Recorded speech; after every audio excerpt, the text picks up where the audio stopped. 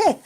Hello, everyone, and welcome to another episode of the Writing Wanderlust Podcast. I'm your host, Cindy Chen. Joining me live today is Brenna Bailey-Davies. Brenna is a fiction editor and consultant. Brenna, thank you for being here today. Thank you for having me. Yeah, I'm so happy to have you join us. So you've been in editing for almost 5 years. How did you get started on this path? Can you please share your story with us? Sure. So editing wasn't something that I knew I wanted to do from the get-go. I went into university for English because I just like to read. And I thought, well, this is, I'll just go into English and then I'll read for my degree, and that's what I'll do. And I didn't really know what I wanted to do after that, like what I was going to do with my degree. A lot of people suggested, going into law or maybe teaching, but I wasn't really feeling those. And a friend of mine suggested looking into editing because I edited all of my friends' papers all throughout university. And she said, "You're really good at this. Why don't you look into a career?" And I didn't really know that that was something that I could do. The thing that I was looking into doing more was like library sciences, because that was a job in books as well. But then I thought, well, if I could just edit books for a living, that would be really fun. So I looked into that a little bit, and I decided to just kind of jump in feet first when my spouse and I got together, because we were kind of talking about what kind of life we wanted, and we both wanted to do something flexible. So I thought, if I can do something remote, and if I'm my own boss, I can, have full control over my job and my life. So that's why I decided to go into editing. That sounds cool. I was curious. You mentioned library sciences. What is that? I've never heard of it, so I was just curious. So if you want to be a librarian, like if you want to be a head librarian or assistant librarian, you usually have to get a degree in library sciences, which I didn't know back when I was like, I just want to work in a library. It'll be fun. But you actually have to know a lot to be a librarian. Like you have to get a degree, and then the library sciences degree is a master's degree, because you have to learn coding and like all kinds of things for the behind the scenes tech pieces that I didn't really realize was part of being a librarian. But yeah, so that's what that is. Oh, okay, that's cool. But yeah, that's I didn't realize that was a thing. Mm-hmm. But yeah, I that's kind of awesome that you get now the luxury to choose how you want to um organize your schedule and stuff, because you're doing it like, on your own accord of, your own business. So that's pretty awesome. Um Mm-hmm. so what are like some of your main responsibilities that you have as a fiction editor and consultant? Um, So the main thing that I do, I edit for indie authors of fantasy and romance. And what I do is I copy edit and proofread. Those are my specialties. I have done some developmental editing in the past. I have done some manuscript evaluations, and I will still do them depending on the project if I'm super interested. But mainly what I do is the kind of more nitty gritty stuff. So like checking spelling, grammar, word choice, internal consistency, like mechanics of grammar and style, that kind of thing. So the detailed work is basically what I do. what about the consultant side? Oh yeah, so that side of my business isn't as strong, I guess you'd say, right now, or it's not something that I spend as much time on, just because I haven't had as many clients on the consulting side. Generally for that though, I want to be clear that it's not the same as story coaching, right? Mhm. Story coach is someone who will kind of help you as you're writing. They'll take you through your draft and kind of help you work out what you're writing in your story. What I do is more, if you are thinking about going into publishing and you don't know whether you want to traditionally publish or self-publish, I can answer questions about that. I can walk people through kind of the process of self-publishing, the different paths that they can take, maybe talk them through which path is best for them. So yeah, my consulting is more related to not so much the writing process itself, but where to go after that if people are wondering what they should do. Okay, that kind of makes sense. Basically, like all the different um, options they have, basically, and I wonder how is it like you have like a preset like list of like all those resources, or you like each time do like a search specific to what the person who's you're consulting with needs? So I have a list actually on my website of resources that are geared more towards indie authors specifically, like people who are going to be self-publishing. But when I'm talking with someone, I'm going to give them resources that are more specific to them. So I have a list I can draw from, but I'm going to tailor, whatever the specific client needs. I'll send them things that I think could be helpful for them. Um, how hard is that usually to or like how much work it needs to like actually find all like the specific like maybe advice or things? Because I wonder how in detail you need to go for like the advice and stuff you'd give to them as like a consultant and stuff. hmm Usually, like if they have very specific questions for me, I'll ask them to send those in the email beforehand so I can do research if that's needed. If they just have more general questions, I can usually answer them on the fly just because I do a lot of kind of research and professional development as that's just part of my daily job. Like, I don't know, have you heard of the Clifton Strengths at all? No, could you explain what that is? So Clifton Strengths is kind of like um, it's kind of like the Myers-Briggs or like another personality test where you kind of take a test, answer a bunch of questions, and then it tells you instead of looking at your personality type or what your weaknesses are, it gives you your strengths. And one of my top strengths is input. So I input a lot of information all the time. That's something that I'm constantly doing. So I just kind of always have resources on my brain. I just listen to a lot of podcasts. I read a lot of books. I'm always online. My spouse thinks that I consume too much, but that's a conversation for another time. Um, so okay, that's really great. I didn't know about that. um, so like what is a like, typical day and week then for you? Uh, So I typically try to get my editing done in the morning because that's when my brain works best on that type of work. So I'll usually just, get up, have breakfast, get ready for the day, sit down and work. And I usually don't take breaks, like maybe a little break to go refill my tea or something like that. But I'll edit straight through from usually at least from 9 to 12, sometimes earlier if I know I have more to get done. And then I break for lunch. And then after lunch, if I still have editing to do, I'll finish it then. But generally, I like to reserve afternoons for less intense focus work. So, admin tasks like answering emails or having meetings or, prepping my VA for the marketing that we're doing that month or something like that. That's all the stuff that I do in the afternoon. And then I end my day with professional development. So reading a craft book or maybe watching a webinar, any of that kind of stuff. And I'm trying really hard to not work on Fridays. I haven't got there yet.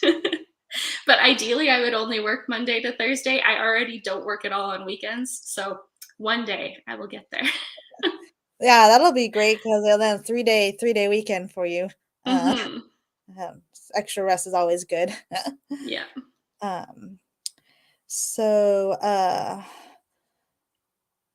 um Oh, yeah. You mentioned earlier like what was it like a writing coach thing? I was actually curious. What's the like? Because I've seen some people like on LinkedIn have like a book coach or different things. I wondered what the difference was if you knew like between like those book coach or writing coach or like I guess or like an editor during the writing process. Like, what's their like difference in the roles that they uh help out with? Yeah, so there's some overlap, but there are also some pretty big differences. So there are different levels of editing. There's like developmental editing or substantive editing is kind of when someone will look at the broader focus. So they'll look at things like plot, characterization, pacing, tension, world building, all of those things, like bigger story aspects. And then when that's done, you move into the more detailed work. So, like copy editing, which is what I do, and then proofreading, which is after all the copy editing's done, after the book's formatted, and you're going to be looking at kind of any typos that have slipped through. A story coach generally works with people back at those really early stages. So either they will help with developmental editing, or it might even be before developmental editing when people are still drafting. So a story coach can, like I said, this depends on the coach as well. Different people will offer different services, but sometimes they will actually work with you from the beginning. You can kind of pitch your story idea to a story coach, and they'll tell you whether or not that's a good idea, or maybe how you need to tweak it. They can help you outline your novel before you even write it. And then sometimes story coaches will even look at your chapters as you're writing to help you improve during that process. So story coaches and book coaches generally help, like I said, early in the process, and then editing happens after that. Yes. Oh, okay. Yeah, because that's where I got a little confusion, I think, where it's like, you said like they help with development too, but then it's like, so if they help in the early stages, then the developmental editing part is just kind of like the kind of the final airbrush up kind of version. Then at the end when the editor goes through and does like developmental editing or something. Is that what I'm understanding? Kind Like, of, yeah. So, like, after your book is written, you could go for a developmental edit, and a lot of story coaches will do that for you as well. And a lot of people, like, if you've gone with a story coach, if you've already worked with them when you're developing your story, you might not even need a developmental edit. You might think, like, my story is strong enough, I don't need to go through that. You could just polish it up and go to copy editing. A lot of people won't do, like, they'll do either a story coach or developmental editing because, well, at least the clients I work with indie authors, and all of these services are really expensive. So they'll usually just pick the ones they think they need the most instead of going through like every single stage. gotcha. Mhm. So yeah, so it's either like if they need more help with the writing side or they need more help with just editing. And then they'll Mhm. choose one service that helps them more. Yeah. That makes sense. Um, so what are like some important keywords basically to include on a resume for like this type of job? If you're like, I guess if you're like trying to apply for a editing job. So I think I kind of want to, do you mind if I reframe the question a little bit? Yeah, go for it. So, because generally, if you're going to put together a resume, you'll be applying for like an in-house editing job, or you're going to be applying for working as a freelancer for a publishing company. Okay. But because I work mostly with indie authors, I don't really I don't hand a resume to anyone. They Right. just find me through like my online presence, or maybe they meet me at a conference or something like that. So obviously you have to have the same skills and the same kind of information on display, right? People are going to want to know what's your experience, how long have you been editing, kind of what's your education level. Like all of those things are still important, but there's a different way to present it if you're working with indie authors who are generally going to find you online. So, for example, on my website, I have a portfolio page that lists all the books that I've worked on in my business. And that's kind of the experience section of my resume, right? Where authors can look at that and say, yeah, my book would fit on that page really well. So obviously, this editor has experience that is relevant to me. Or I have a services page that has a breakdown of all the services. So that shows that I know what I'm talking about. Or like if you go to my about page, that's where you'll find a list of my education, my speaking engagements, all of that kind of thing. So yeah, it's still about showing your credibility and your experience, but in a different way than you would just like as a list on a resume. Okay, yeah, that does make sense. So you want kind of highlight just like like you said, sort of work for the experience, and then just kind of services would be a way of, I guess, showing. I'm trying to compare that to resumes would be sort of like the things that you've learned, sort of things, or things that you know how to Hmm. do technical, the technical side ish, and then Yeah, yeah, and then the bout is kind of like your description of what you learned from it or things sort of compared to exactly. resume, if I can make sense of that correctly. Yeah. Um, so then like as you're like working with as an editor, like what's the biggest challenge usually working as an editor? Um, I think working as a freelance editor specifically, I can't say for an in house editor, but for freelancing, for me, my biggest challenge is just not so much keeping myself on task, but having the self-discipline to keep on top of everything.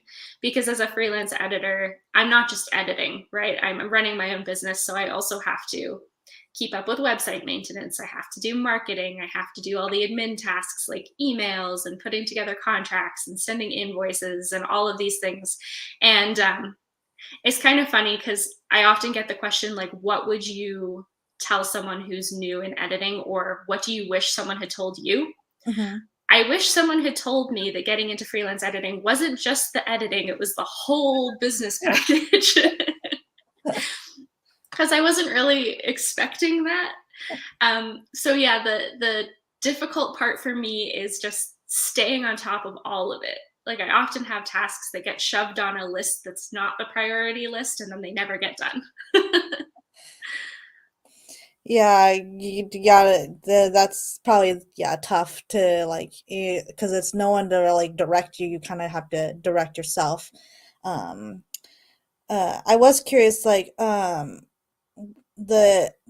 is there a lot of differences between, like, the in-house editor and, like, your freelancing? In your experience, do you know? I'm just curious. Well, so I've never worked in-house, so I can't speak from personal experience, but from what I understand, there are quite a few differences. For example, like the editing process might be the same. Like, we might Mhm, both use track changes and the different levels of editing. Those still exist in-house. But when you're in-house, depending on what kind of editor you are, like, there are acquisitions editors, right, who actually choose which books go through the publishing process, and I don't get to do that. As a freelancer working with indie authors, I just edit the book, and then it's up to the author whether or not it actually gets published. So that's a big difference. um, Kind of like I was talking about at the beginning of the podcast too, like, because I am my own boss, I have control over everything. I can make my own schedule, I can book my own days off, I mean, those are the good things, but then there's the bad things. Like, I have no one to cover for me if I'm sick, like all of that kind of stuff, right? Whereas if you're an in-house editor, you might have other editors that you're working with on your team, or you might have someone who's kind of above you in the editing hierarchy who maybe sets your schedule and your tasks and everything like that. mhm, So I think depending on what your in-house job is, there's a little bit less freedom to decide exactly what you're doing and what the effect of that is. mhm. So, like, yeah, I can see the pros and cons now of each Mhm. one. But yeah, I guess it depends on personal preference and I guess where you want to fit in, huh? For Mhm. Yeah, editing. exactly. Um, I think you touched up on it a little bit, but would you mind, like, telling us, like, what's your process when it comes to, like, editing client works? Can you explain, like, what kind of editing you work on? Like, what's your editing style? Mhm. So, in terms of process, basically what I do is a client comes to me with a request. I'll just go from there. So I have an Mhm, onboarding process where I get clients to fill out a questionnaire before we even work together, just to see if we're a good fit for each other, because not every editor is going to fit every single work, right? We all work on different genres. We all have different editing styles. And so you want to find, as an author, you want to find an editor who fits you and your work. So I have that onboarding process, the questionnaire I get them to fill out. If that we think that we are a good fit for each other, then we'll drop a contract, sign that, and as soon as all of that is worked out, all the logistics are good. Once I get their manuscript, like I said, what I do mostly is copy editing. So I'm focusing on spelling, grammar, mechanics of style, the internal consistency, basically cleaning it up, making it flow more smoothly. I will comment on bigger things if I notice that a timeline doesn't make sense or that there's a plot hole, I will point that out as well.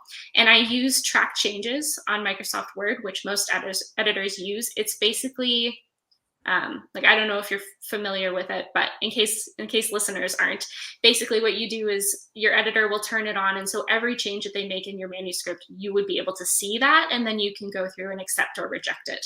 So it's not like the editor's just taking your manuscript and doing whatever they want with it. Like, you get to say yes or no to all the changes. So that's kind of what I do. And then at the end, I send it back to them, and then they take it from there. For the questionnaire, the does each like auditor usually like do something similar to you, or like do they each do different ways of like, when they try to choose like or like come into uh like a Um, agreement with their client, basically, like do each one provide a questionnaire like you do, or do they do something kind of different? Is what I was curious about for like the questionnaire, or like what kind of questions kind of go into that. I don't know if that um, makes sense. yeah, it does. Sorry, my screen froze for a second, so I was Oh, a little worried. hi. But I think I'm back. Okay, so for the questionnaire and the onboarding process, every editor has a different onboarding process. Right.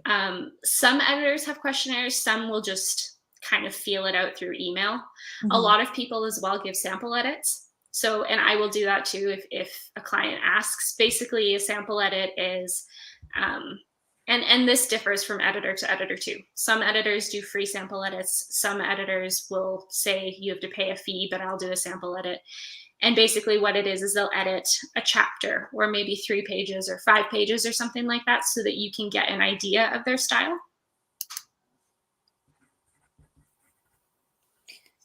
But that's basically to see if you're a good fit with the client. So, and some editors too like to do video calls, like a free consultation kind of thing. It really depends on who you're working with, Hmm. which is why kind of having that initial email and working out how an editor works is useful to see whether or not you actually want to work with that person. Uh, how long did it take you to decide on the style of like, the questionnaire, that stuff, like, when setting up your business? I was curious because That evolved over time for sure. yeah. Like it didn't start out that way. When I Mhm. was a baby editor at the beginning of my career, I had no idea really what I was doing and kind of was fumbling my way through things. And then as I continued editing and doing professional development and taking courses and talking to other editors, I kind of learned about different processes and was able to choose what worked best for me. So the questionnaire I have now, I think I've been using for about a year. But I mean, I'm still always tweaking it, right? And that's a good thing about owning your own business is nothing is static. You can change it whenever you want. So if I find that I want to add a question or take something away, I'll just change it from client to client, and it doesn't matter. What kind of questions, just curious, that would you ask like your clients on that kind of questionnaire? Yeah, that's a good question. So I have some basic questions like what's the genre that you write in? What's the word count? What's your ideal timeline? Do you have a budget for the editing? Just those kinds of questions so I can see, if this is a project I want to work on. And then I'll ask some more in-depth questions such as, do you belong to a writing community? What's your experience with writing? And I'll ask about the specific manuscript as well. So things like, has this manuscript been edited yet? Have you sent it to beta readers? Or have you worked with a professional editor before? And I'll also ask about things like content. So this is something that I learned because I made a couple of mistakes early in my career not asking these questions. I ended up getting manuscripts that had sensitive content in them that I really wasn't equipped to handle. So now one of the questions that I ask is, does your manuscript have any sensitive content in it? Like, please disclose that to me before I agree to work on it. Yeah, that would come as a big shocker. You're like, oh my. It does. um, so yeah, so when it comes to copy editing, um, you said it was like spelling, and that stuff, like I mean, but in my impression, proofreading also does a lot of spelling. Like, what's the distinction, I think, between those two, in terms of So depth, I guess. copy editing generally happens on a Word document, Hmm. and it's usually more in depth. So there hasn't been like at a copy editing stage, the copy editor is usually the first person other than the author who goes through and checks on all of that kind of stuff. Proofreading happens after a manuscript has been formatted and like the layout is done for print. So, or for ebook. So once they've put it through, once the author has put it through, say Vellum or Atticus, or they've hired a formatter and the document actually looks like it will look when it is in book form, then a proofreader will go and look at it. And generally a proofreader will use, it used to be, markup by hand with proofreaders marks, but now it's often on Adobe Acrobat, and people use the commenting tools or things like that on there. And all a proofreader is doing is looking for any typos that slipped through the copy editor. So a proofreader generally isn't making as many markup, like they're not marking up the text as much, they're not making as many comments. And something else that they do is they not only do they look at the text, but proofreaders will also look at the formatting and the layout. So proofreaders will look for, if there's a heading missing, or the page numbers aren't correct, or maybe one page is justified and another page is flush left or something like that. Proofreaders will comment on that kind of thing. So it's fixing anything that has any mistakes still present in the text, but also any formatting errors that need to be fixed before the book goes to print. Okay, so they do the small like the final check kind of. Mm-hmm. Okay. Yeah. I've heard it described as, like, proofreading has been described as quality control more than actual editing. So that's an interesting comparison. mm-hmm. So like yeah, so like things like italics, that stuff would all fall under like the formatting for like text fonts and stuff for would fall under proofreading. If I'm Mm-hmm. correctly. I mean, copy editors can sometimes catch that stuff too, but like if there's something that's really obviously a different font or something like that in the final version, proofreaders will point that out and say, hey, you got to fix this. Or if something's like distracting, like if there's too much italics, like they would. Yeah, because I read a book a while back and I just looked at it and I was like, they used italics for a lot of things. And I was like, this seems a distracting. That's something they would usually try to catch as the final proofreader. So, mm-hmm. Or like if one page or 2 pages has like, there's no indents or it's all one paragraph, they could point that out too and be like, you might want to change this. Okay, so like copy editing, they deal with more the actual like grammatical or some of the other more uh, important things that detract away from like the flow or something, I guess, of the story, or and then the proofreadings are just like kind of more like the text formatting. I'm just trying to make sure I understood the distinction there. Like in general. Yeah, pretty much. Proofreaders are just kind of, they're doing, like I said before, it's like the quality control, making sure that everything on the page looks proper for print or for ebook. Whereas copy editing is, they don't care about, what it'll look like in the end. It's just how to fix the story as it stands now. That makes a lot of sense. Thank you. So yeah, congratulations on your 2023 book, scheduled to be released book, A Tale of Two Floors. I understand this will be your first standalone novel, the second story in your Juniper Creek Golden Years series. Mm-hmm. Thank you. So like, what was it like for you going from like editing someone else's work to like creating your own as an author? It was a really big shift. And there's a lot of overlap in my careers as an editor and an author, but it is also very different. Because it's one thing to look at someone's story that they've already written and to just say, here's how you need to improve it, or here are the little things that you can do to make this sentence flow better, or this paragraph read better, or something like that. It's something completely different to stare at a blank page and have to come up with words to put on the blank page. And then also for me to decide that I wanted to self-publish. Like, I already knew a lot about self-publishing because of the consulting side of my work and how I work with indie authors. But again, it's a completely different thing to know the theory and then to actually do the thing. Yeah, the application. That makes Hmm. I understand. Um, so like what could you please share like some of that work process and methods that like led to your achievement of your book Sure. creation? So I guess why I started writing in the first place was because I worked with so many indie authors and I saw them all writing their own books and I felt a little bit jealous, to be honest. I was like, well, I want to do this. Like, I want to put my own work out there and write a story. So that's kind of how I started it. And then um, I had a bunch of different ideas. I did NaNoWriMo, not National Novel Writing Month. I did it for 2 years in a row. And I wasn't happy with either of those stories. But then I can't remember exactly when it was, but my spouse and I were on vacation and we were talking about ideas for stories and something just clicked in my brain that I wanted to write like an enemies to lovers story with characters who were like in their 70s, characters who are older.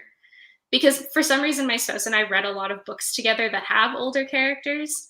Like we read The Thursday Murder Club and A Man Called Uva, and we loved those. And so I thought, well, there aren't a lot of these out there, especially in romance. You don't see a lot of romances between older characters. So that's kind of how the idea started developing. And then I took a big break from it because I had a lot of imposter syndrome as an author. I kind of had this tug between, oh, but I'm an editor. I work behind the scenes. I'm invisible. Like I don't use my own voice. I just help authors bring their voices out better. And then trying to put my own voice on the paper, like that was a real struggle for me to kind of get into the groove of doing them both at the same time. But finally, I got there, and I ended up finishing the book for NaNoWriMo last year. And then I decided I wanted to self-publish. I didn't want to try to pitch to agents or write query letters. That's just, I think that being my own boss as an editor, I was thinking when I go into the author business, I still want to be my own boss. And in order to do that, to have full control over my creative work, I have to self-publish this. And I already knew so much about it because of my editing job. So I thought, why not? I can do it. I'll go for it. And so I once the book was done, I sent it off I got alpha readers, beta readers. I had one of my editor friends edited it for me. And then I got like the cover design done and all of the stuff, took it through the process from A to Z. And now it's on pre-order. So Um, I understand what barriers, but for our listening audience, could you explain what the beta reader's role in your process, how what their role is? Or mhm. So beta readers are basically, and you can find beta readers for free, but you can also find paid beta readers. It just kind of depends what level of expertise you want. They essentially will read your manuscript for you and give you kind of broad level feedback like a developmental editor would do, except it's not from an editing perspective because beta readers generally aren't editors. You can find editors who also offer beta reading, but generally they're not. They'll basically just tell you this is working and this isn't working, or I liked this character, I hated this character, or this plot is boring, nothing happens, I didn't want to read the book. okay. So they'll give you an honest opinion that helps you shape the book more before you send it to an editor. And what kind of beta readers, or like how do you go about finding beta readers to read your work and give you feedback on like That's a really good question. So there are multiple ways you can find beta readers. You can, if you have a local writing group, you can go there and often join a critique group where people will, you critique each other's work. That's a little bit more formal. You can also go online. There are Facebook groups you can join where people offer free beta reading services to each other, generally in exchange. Like you beta read theirs, they'll beta read your novel, that kind of thing. You can search for them online too. There are other beta reading groups out there. I would just say be careful because you don't just want to send your manuscript to any random person. You want it to be someone that you have some level of trust with, not necessarily because you know them, but because maybe they have a website or a profile somewhere, or maybe you are exchanging work. So there is some kind of give and take. And you generally, like, you can also use people you know. My alpha readers are my two best friends. But an alpha readers it's basically a beta reader. It's just I send it to them first because I know that if I've messed up big time, they'll tell me before I send it to beta readers so that I don't embarrass myself. But generally, you want to get people who read in your genre so that they can tell you whether or not you've hit the right beats or whether you're using the right tropes. And yeah, people, like, if you send a romance novel to someone who only reads horror, they might not enjoy it as much as someone who reads romance, right? So you kind of need to be a little bit selective with your beta readers. I was lucky because I'm already in the editing community and I know tons of editors. And so one of my beta readers is a really close friend of mine, but the rest of them are all editing friends. So I just kind of had like built-in beta readers in my community. Yeah. Well, the free network there. Yeah, exactly. And then how, like, did you find that your experience actually as an editor helped you when you wrote this book? Like when you were writing? Yeah, it definitely did.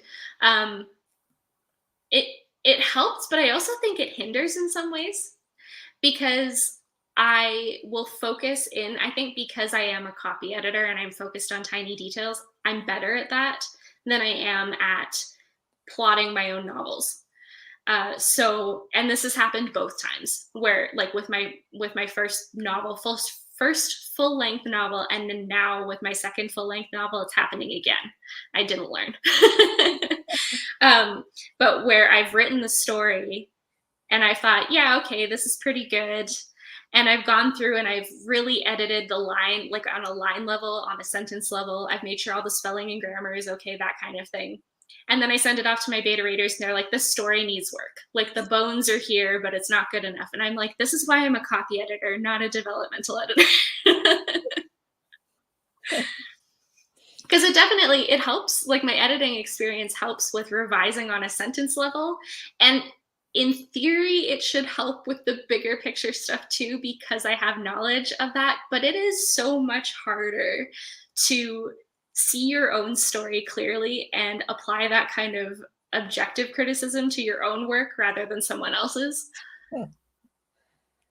But yeah, that makes sense. 'Cause like, you get too like in there, and then you like uh your brain on, like, I think it's like sometimes when you're watching like a movie or something book that you read, if you are the one writing it, you already know like some parts, but then you like it automatically fills the holes in your brain but other people, when they look at it, maybe they don't know all that stuff. Exactly. So And that's a huge problem I had with book two.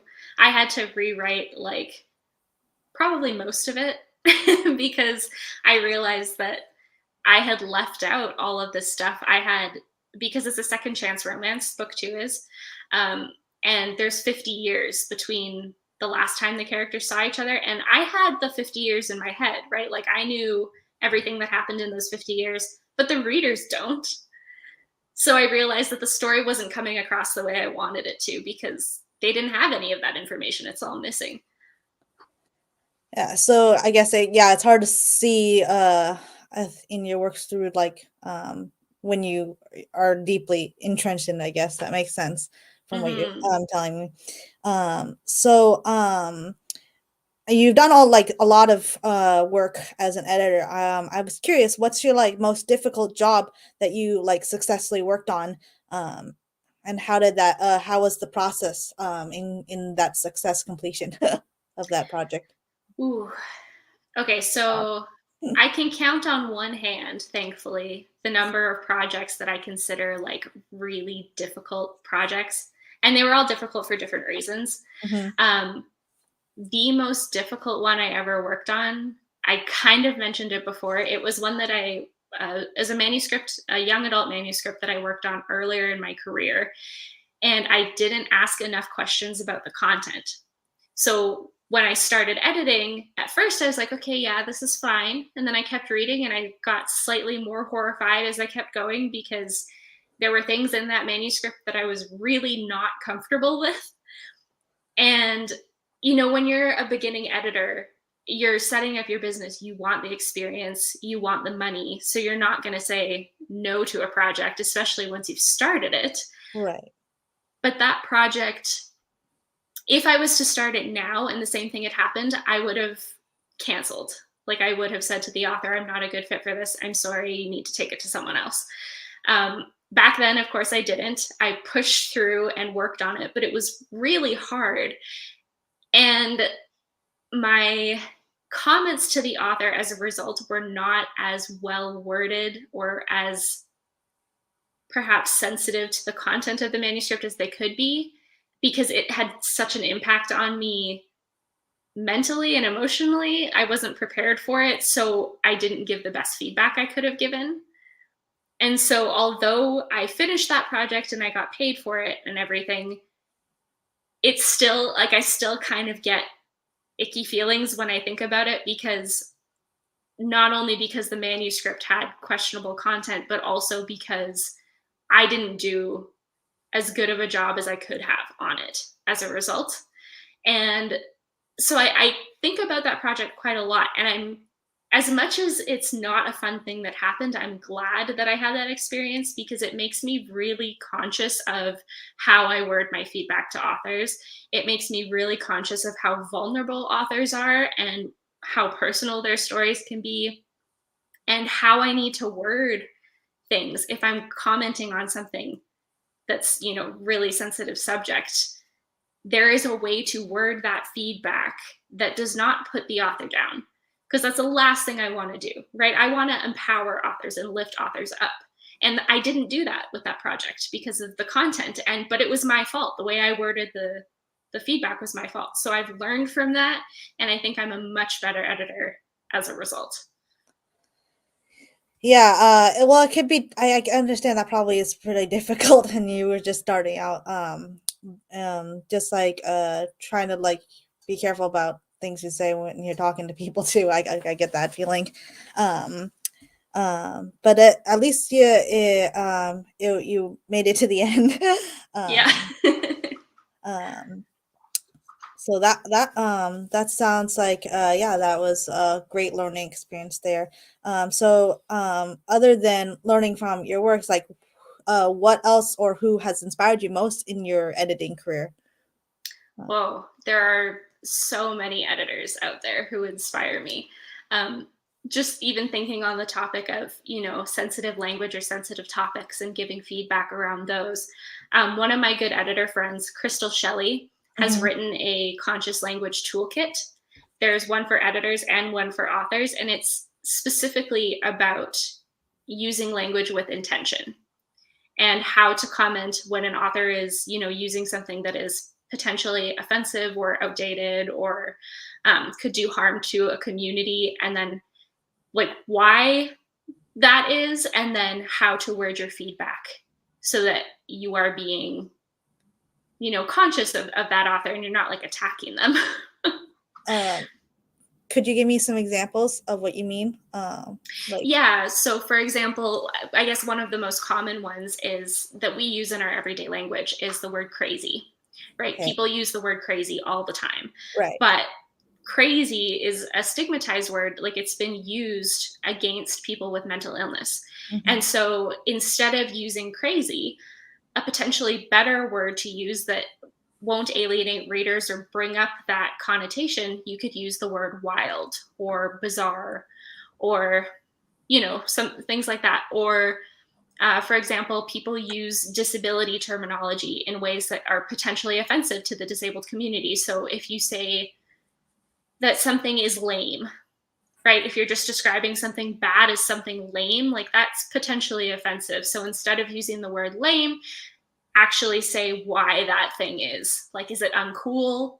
Is it not convenient? Is it, you know? So just little things like that, and bigger topics too, like using language around race or ethnicity, or using language in regards to the queer community. Just all kinds of examples like that, and even body language, or like how you write fat characters and whether or not that is fat phobic, you know, like things that we have come to accept many times in pop culture that we need to really be more conscious of, to be empathetic and respectful to everyone.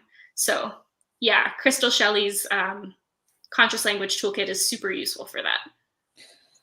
I'll check that out. That sounds like a very helpful tool to Mm-hmm. have. So that would apply a lot like to describing like your characters or something, right? Like if you're describing like you said, a fat character, or like maybe like their personality or like their mental state or something, like all of those would be, things that her tools would be useful to, make sure that you're representing it accurately, but also not putting like a negative connotation or something like that, if I'm understanding correctly. Yeah, exactly. Yeah.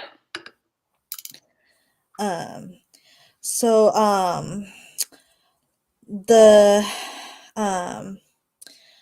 yeah, you gave some advices already, but like, do you have some like other piece of advice that you can share with others that like will help them become successful in editing?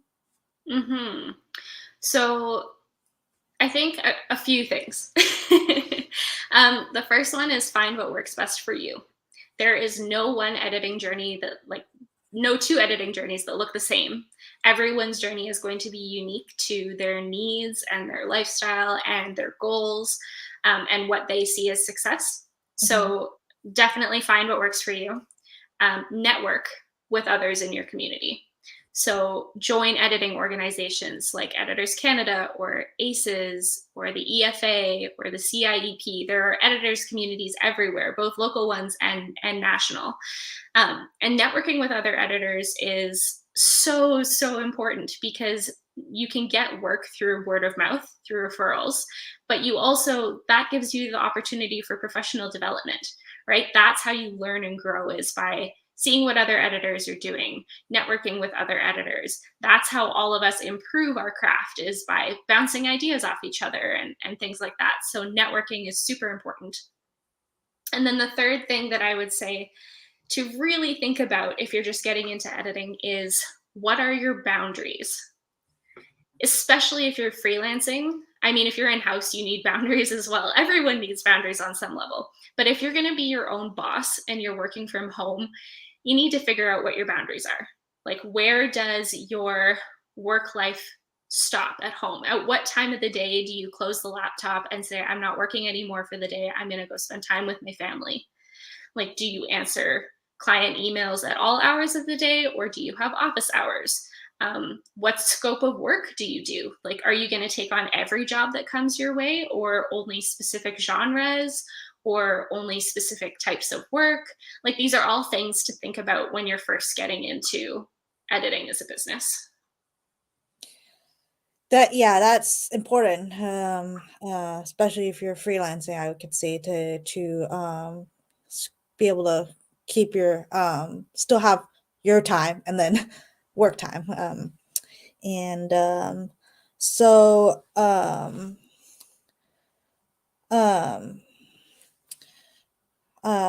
that's why I see some people on like LinkedIn, they usually have like maybe one or two, three like types of editing they do, like limit, or the genre, they stick to like one or two genres, because from what I've heard is like if they do more, it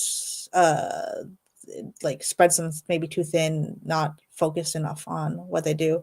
Um, Mm-hmm. 'cause- and that's probably why you only work with like indie authors and fiction, because Yeah.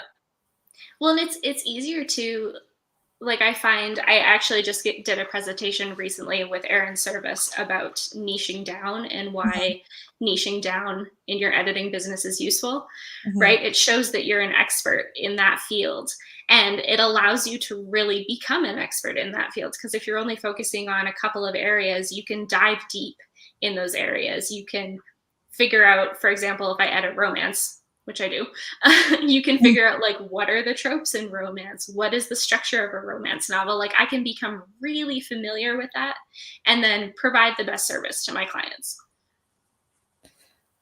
Yeah, that's probably a good way to be familiar with the specific and learn more on the areas you want expertise. Yeah. I Hmm. think someone I once told me it's like, it's better to be good at like one thing in particular than spread out like on five or different things and be equally bad at all those. Yeah.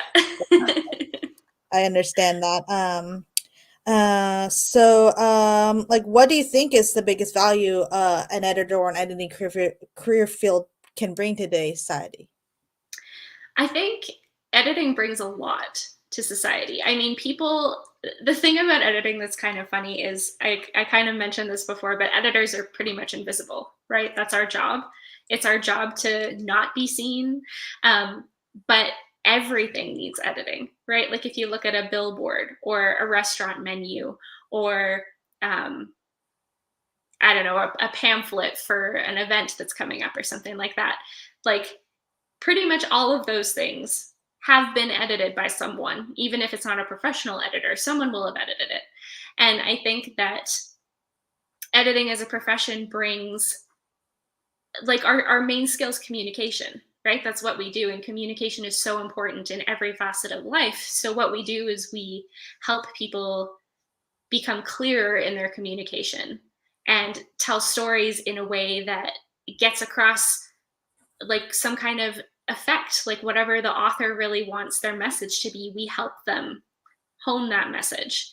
And also, I think that with things like conscious language, which editors are like it's a hot topic in editing right now, and rightfully so, um, we're increasing empathy, right? In helping people become more aware of the language that they use and the language that what effect that language has on others. We're increasing empathy and respect and what people think about each other and how their readers will react to their work. Sounds like from editing, actually, you can actually learn almost psychology a little bit, a lot more about like, people and like themselves and stuff. And then that helps um, the with because it's like you're almost becoming a psychologist through like editing to some degree, it sounds like, um, which Yeah, helps. there's definitely a lot of learning outside of words involved. Um, but okay, yeah, and so like, editing will hopefully never go away then as a career field. Um, Yeah, I think we're always going to need it in some capacity. um, that's great because I was curious, like, how much of an impact that editing like plays in the role of like today's society with different things. Because you don't honestly think about it a lot, like editing. You just know that some things you write, but then like Hmm. that. Um, so I think you mentioned Microsoft track changes that you used. What are some other of your like favorite tools and resources that you use in your job as an editor? Oh, there are a lot of these as well. Oh, For resources, probably the two that I use the most often would be the Merriam-Webster's online dictionary. That's okay. the one that I reference for everything all the time. And then the Chicago Manual of Style as well is a tab that is constantly open on my computer. And I also have, well, you can't see it in the background right now, but I have a Chicago Manual of Style behind me because got to have the physical copy just in case online goes out because it's like essential. And then other tools that I'll use Toggle, which is a free time tracker, and it's super useful. I love tracking my time. I think it helps me. I mean, it helps you see, first of all, if you're making enough money Mhm. hourly to pay your bills, which that's important. But it also helps me see where I'm spending my time in my days, like what tasks I'm spending more time on, so that when I do my audits, my yearly audits or quarterly audits, I can look at that and see if I need to restructure any part of my business. So Toggle is really useful. And then the other one that comes to mind is Text Expander is also something that I use. I don't think I could edit without it now. It's basically it's kind of like autocorrect. Like Mhm. you put in a snippet and then it's like hotkeys. You put in say 3 keystrokes to represent a full email or something like that. Like if I write, I have a canned email essentially on Text Expander for new clients. So if a new client emails me, I already have this email typed out. All I have to press is like semicolon new client, and then the whole email just expands in my inbox.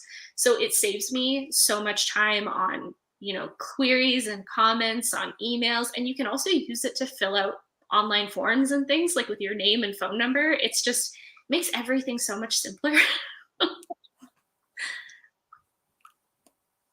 That sounds cool. I'll have to check those out. So the Toggle, is that kind of like a time scheduling management thing? I'm just curious. It's essentially just like a time tracker. So all you do is you press play, start, whatever the button's called. Right. You press it when you start your project, and then Okay. you can label exactly what you're doing and what project you're working on, and then you press stop when you're done. So I track like all the projects that I'm working on, but I also track things like answering emails, working on social media. Like I'll track my time on all of that, and then you can log into your Toggle account and it will show you like how much time you spent on each task that week or that month.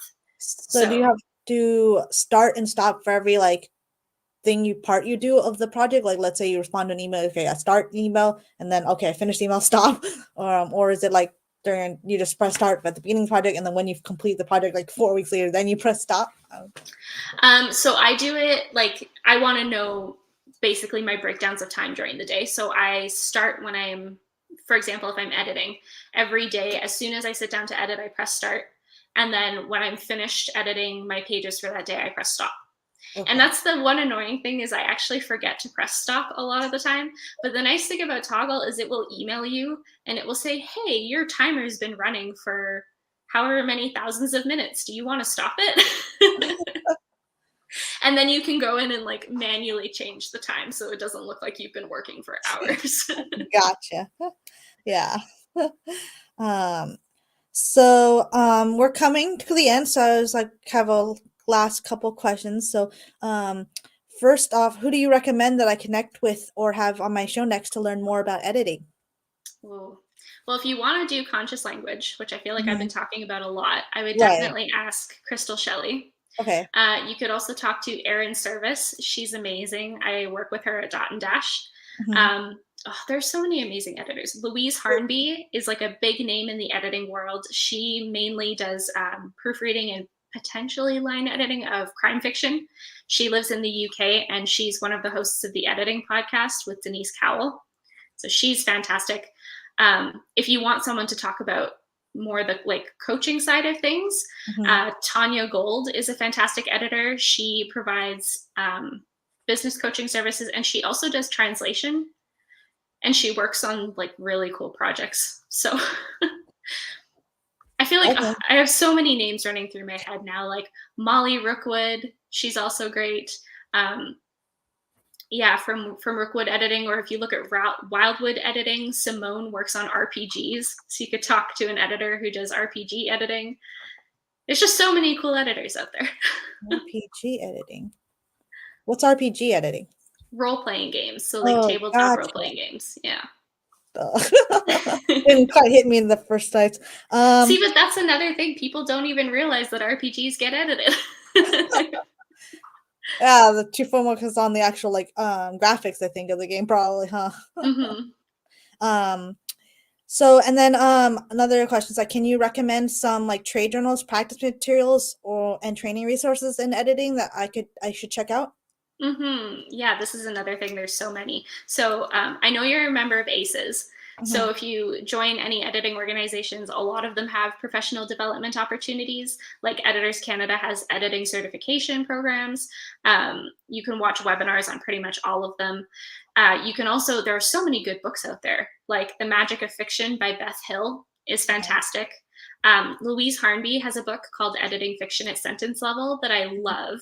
She also has tons of free resources on her website for both editors and authors. So that's super, super useful. Go to Louise Harnby's website. The Editing Podcast, also hosted by Louise Hornby. That's like an essential.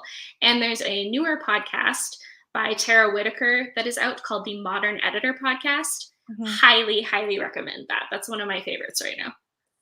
Awesome. Okay, I will check those out. Wrapping up, basically, where can people learn more about you? So you can go to my website, www.bookmartineditorial.com. Yeah, there it is. Yeah, so you can go there and find out everything you need to know. Okay, awesome.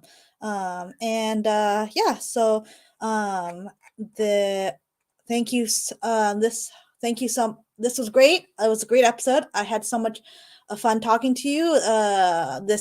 Thank you for sharing your time, Brenna, and for sharing all that valuable, great information. So to those of you watching, check out her website if you want to learn more how. You can also connect with her on LinkedIn here. And then if anybody watching wants to be a guest or recommend other people for me to interview, or if there's other topics you want to relate to the creative writing field that you'd like me to cover, please email me below or for any questions. And again, thank you, Brenna, for joining us today. And I had a great time talking to you. It was a blast. Thank you for all of your time. And thank you so much. So we're going to end the broadcast here.